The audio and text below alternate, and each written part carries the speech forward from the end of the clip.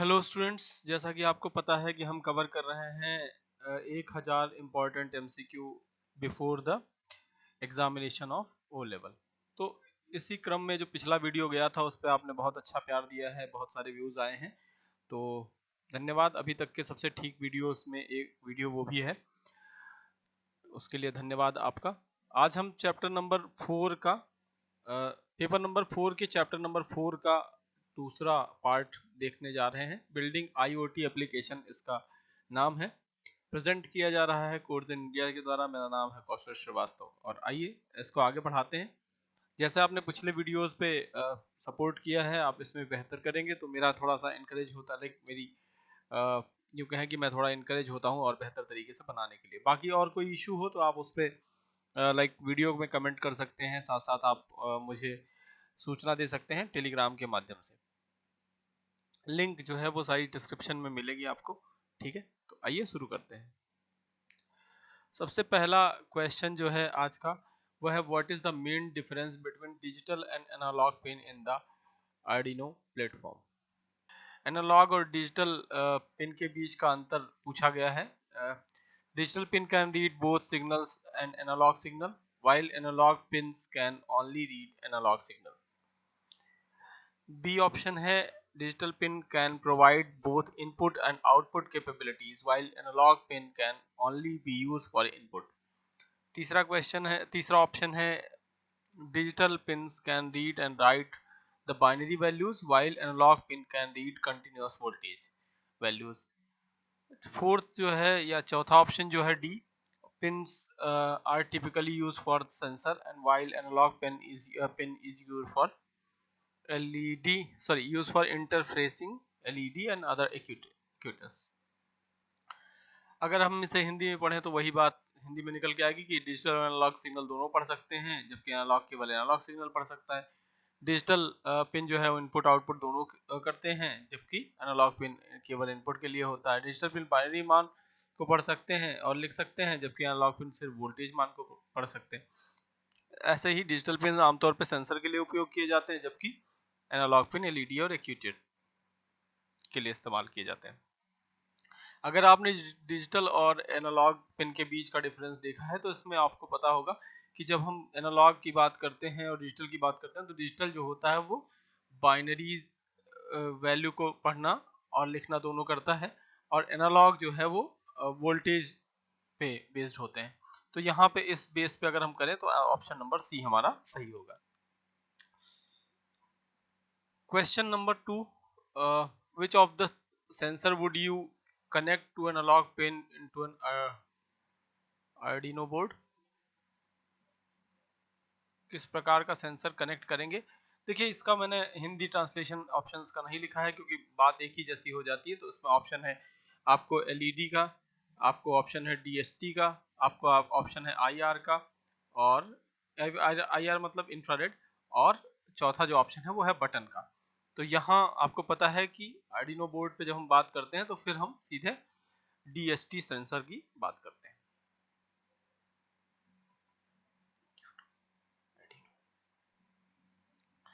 Question number आगे बढ़ते हैं, क्वेश्चन नंबर 3 की तरफ। To interface an LED to Arduino board you would typically connect to a, मतलब आमतौर पे इसे आप किसको कनेक्ट करेंगे अगर करना है तो ये आपको सीधा सा है कि आप डिजिटल पेन से कनेक्टिविटी देते हैं। अभी आपने पढ़ा कि डिजिटल पेन जो होता है वो आपको बाइनरी वैल्यूज के लिए इस्तेमाल किया जाता है। ठीक है, आपने यहाँ पे पिछले वाले में देखा ना, बाइनरी वैल्यूज के लिए इस्तेमाल किया जाता है। ध्यान रखिएगा इसको, यहाँ से क्वेश्चन अलग अलग तरीके से पूछे जाते हैं। Which sensor would be suitable to detecting change in the level of ambient light? Ambient light मतलब परिवेशीय प्रकाश का स्तर परिवर्तन का पता लगाने के लिए कौन सा सेंसर उपयोग होता है। देखिए यहाँ पे सेंसर आपको 4 अलग अलग ऑप्शन दे रखे हैं। तो पहला है MQ135, दूसरा है बटन, तीसरा है IR, चौथा है LDR। तो लाइट डिटेक्टिंग सेंसर्स जो होते हैं वो LDR होते हैं, तो यहाँ पे ऑप्शन 4 होगा।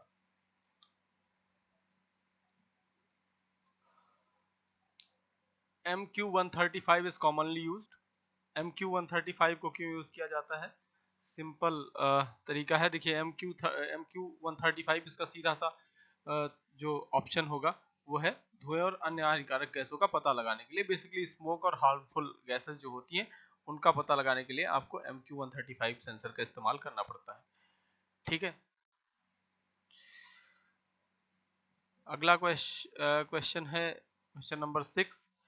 आर्डिनो प्रोजेक्ट्स में डेटा दिखाने के लिए आमतौर पर किस प्रकार के डिस्प्ले का प्रयोग किया जाता है? सेम क्वेश्चन इंग्लिश में भी है कि which type of display is used commonly used to show the data Arduino projects। तो ये तो सीधा बहुत सिंपल सा जवाब हो सकता है इसका LCD।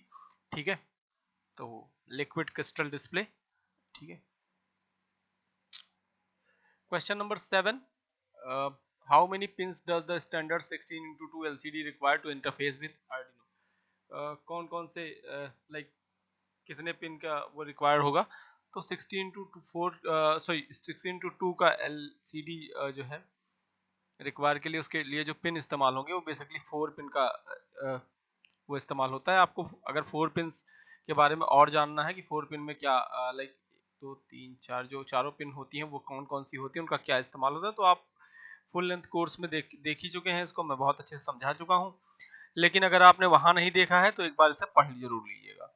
अब यहाँ चूंकि हम लोग MCQ पे काम कर रहे हैं तो हम उसमें डिटेल में नहीं जा रहे हैं, बस सिर्फ आपको ऊपर से मैं टच करा के निकाल रहा हूँ। MQ135 sensor is often used to projects. अभी देखिए ये बात हमने ऑलरेडी कर रखी है MQ135। अब यहाँ पे देखिए जैसे गैस की बात तो है नहीं, तो गैस के लिए आप क्या करेंगे? एयर क्वालिटी मॉनिटरिंग के लिए, है ना, क्योंकि गैस का सीधा संबंध जो है वो एयर से है, तो हम सीधे हार्ट रेट का तो होगा नहीं, ये तो आपको पता है। सॉइल मॉइस्चर का कोई जवाब वही नहीं बनता, लाइट इंटेंसिटी का है नहीं, तो यहाँ पे जो ऑप्शन होगा वो एयर क्वालिटी मॉनिटरिंग का। क्वेश्चन नंबर 9 पे चलते हैं। Which type of sensor would be appropriate for detecting the presence of a obstacle in front of a robot? ठीक है, रोबोट के सामने किसी बाधा की उपस्थिति का पता लगाने के लिए किस सेंसर का उपयोग किया जाता है? अब ये सेंसर देखिए यहाँ पे बहुत सीधा सा जवाब हो सकता है कि IR सेंसर का इस्तेमाल किया जाता है, क्योंकि जो भी रोबोट होते हैं वो इंफ्रारेड के थ्रू ही अपनी जो कह सकते हैं ऑब्स्टकल देखते हैं या आगे की चीजों को भांप पाते हैं। IR के थ्रू ही, IR की मदद से ही उसको भांपने की कोशिश करी जाती है। Question number 10. When connecting a button to Arduino board, which type of pin you would typically use? तो नॉर्मल, ये तो बहुत सिंपल सा जवाब है इसका। ठीक है, कि हम इसमें कौन सा Arduino बोर्ड से कनेक्ट करते समय आमतौर पर किस प्रकार का पिन का उपयोग करेंगे, तो डिजिटल पिन होती है, इसमें कुछ आपको यूनिक सा है नहीं। ठीक है, तापमान और आर्द्रता मापन के लिए आपको पता है MQ135। सॉरी, यहाँ आई थिंक ये गलत हो गया है। तापमान और आर्द्रता मापने के लिए MQ135 धुएं के लिए होता है ना, माफ कीजिएगा, यहाँ मुझसे गलती हो गई। इसको हम लोग थोड़ा सा इरेज कर लेते हैं, सॉरी। ध्यान रखिएगा, यहाँ गलती हो गई, मुझसे गलती हो गई, मतलब मैं फ्लो में चला गया। MQ135 जो होती है वो धुएं के लिए होती है ना। तापमान और आर्द्रता की बात हो रही है तो हम इसके लिए इस्तेमाल करेंगे जो है वो DST सेंसर का। Question number 12। How many pins does have LDR typically required to interfacing with an Arduino? तो कितने पिंस रिक्वायर होते हैं? बेसिकली टिपिकली आपको एक पिन की जरूरत होती है, सिंगल पिन से काम हो जाता है। ठीक है, MQ135 के काम क्या होते हैं? अभी मैंने MQ135 को आपको पहले भी बता रखा है कि ये धुएं और हानिकारक गैस, शायद ये क्वेश्चन रिपीट हो रहा है। बनाते समय कई बार ऐसा होता है कि क्वेश्चन को उतने ध्यान एक स्लाइड डबल बार आ जाती है, या कई बार ऐसा कुछ MCQ रिपीट हो जाता है, तो उसको आप मतलब एज अ रिवीजन समझ लीजिएगा। ठीक है, which sensor is commonly used project involving home automation such as controlling appliances and infrared signals? अब देखिए इंफ्रारेड सिग्नल्स की बात हो रही है तो आप यहाँ से एक अंदाजा लगा सकते हैं कि हम बात कर रहे हैं IR की। ठीक है, इंफ्रारेड जितने भी डिवाइसेस होंगे उनमें IR सेंसर ही लगा होगा।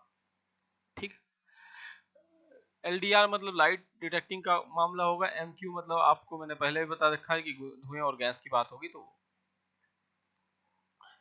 How many pins does the standard 4x4 keypad required in interfacing of Arduino?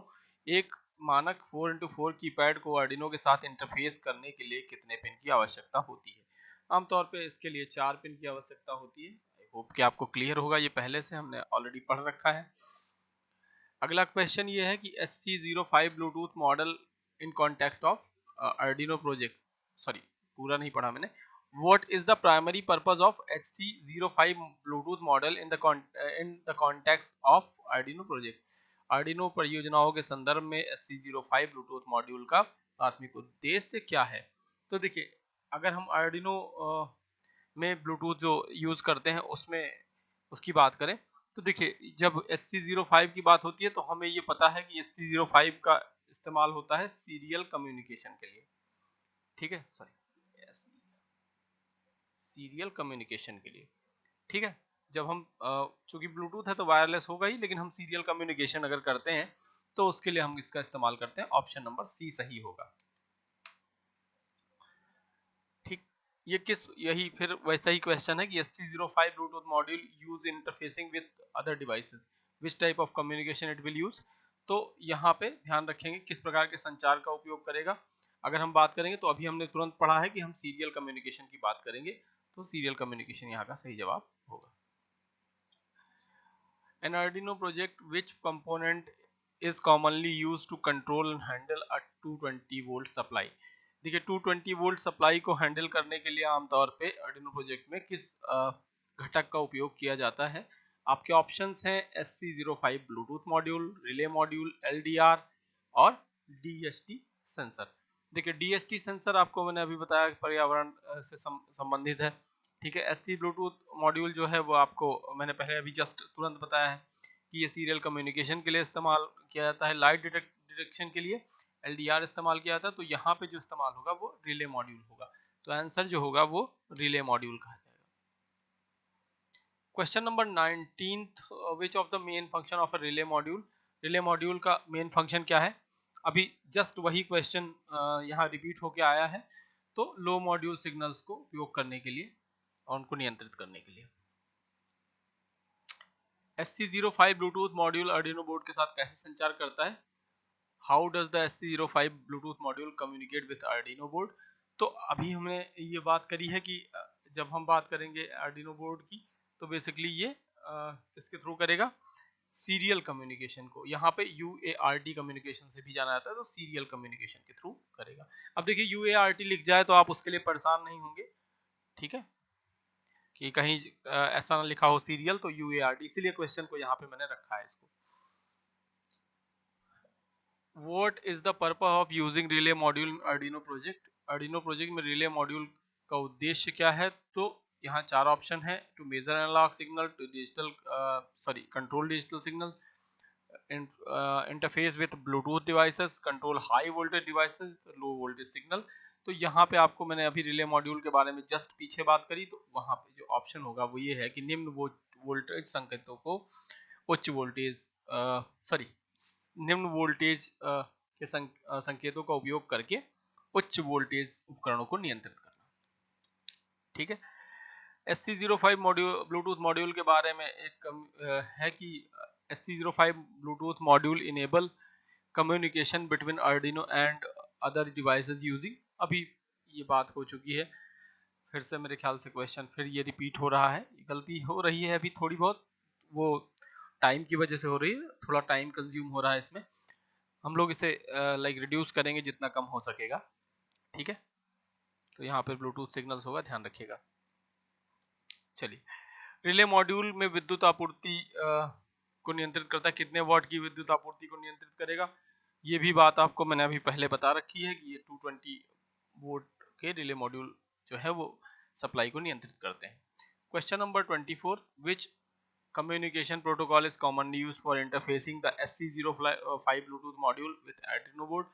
ठीक है, अभी मैंने आपको ये भी बताया। देखिए यहाँ पे सीधे सीधे जो है जवाब है, यहाँ पे सीरियल नहीं लिखा गया है लेकिन UART लिखा गया है। तो ये ध्यान रखिएगा कि जब भी ऐसा कोई क्वेश्चन आए तो आप UART पे चले जाएं।